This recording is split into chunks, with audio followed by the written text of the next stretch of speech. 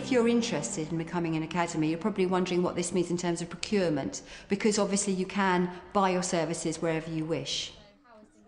We, as an academy, belong to an organisation called ARC, and they provide many of those services that many schools would generally get from a local authority. If I were an individual primary school thinking about becoming an academy, I would be anxious about trying to do this on my own.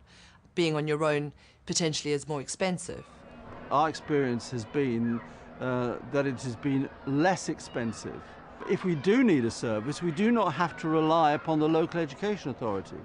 We can go out into the marketplace and buy in whoever we think would do the best job.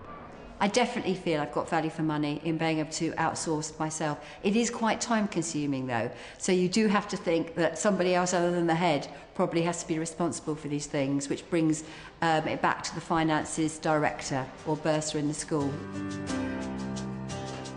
Nowadays, there's loads of independent companies and organisations which do provide the services. So anything you need, whether it's payroll, whether it's an admission service, there's companies there. You don't have to go to the LA's preferred sources, and you can just really operate as a business where you go for the best buy. And in terms of finding the best suppliers, it's word of mouth.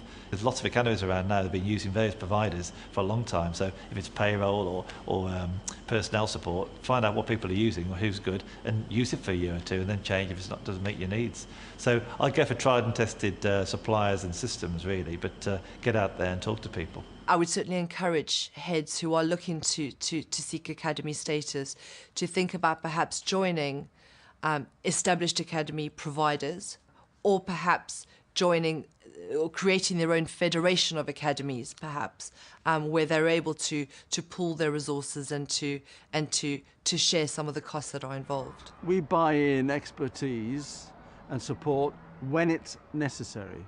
We're not tied into a contract. When we need somebody, we use a pot of money that we set aside to buy in the people that we need. It's not necessarily those people from the local education authority that we buy in. Before we Ofsteded, we bought in an Ofsted inspection team privately. It cost us a couple of thousand, and they did an inspection.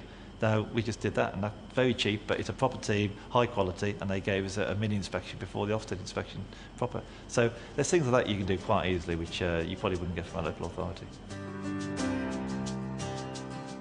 You have to still buy some services from the local authority, or your special needs pupils still come through the local authority, or your admissions still comes through the local authority. However, you can choose whether or not to buy the education welfare officer from the local authority. You can buy your educational psychologist from the local authority. You can buy your own. So you can maybe sometimes be very much faster in dealing with issues than you would if you were using the local authority. When we were looking to where we would draw our EdPsych support from, or our speech and language support from, we recognised that we do have freedoms to draw those services from anywhere. My decision, however, was that we are supporting Westminster children within Westminster, and it is important to still draw on those services within the community, within our local authority, because that gives us and the local authority a broader picture of our families. So they're best placed to help us.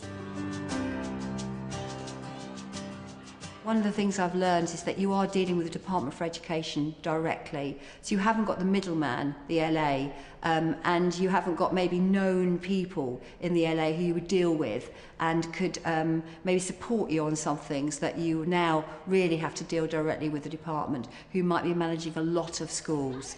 So you have to use your own initiative, and you just have to be prepared to phone up people whom you might not know and search around till you find the right person who can help. So I suppose one of the things has been dealing with such a large institution, which is the Department for Education, as against dealing with a smaller local authority. Moving away from the local authority, becoming an academy gives you fantastic freedoms that I'm sure many head teachers would embrace.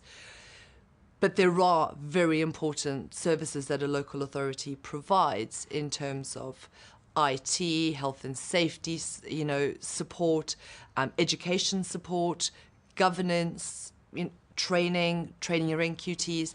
There's a wealth of services they provide. I don't particularly think we need the LA. They do provide a service, and we're still. I still attend meetings with the LA. I still go to head teachers' meetings and join in that network of schools, of the local schools. But other than that, I don't particularly miss the LA, no.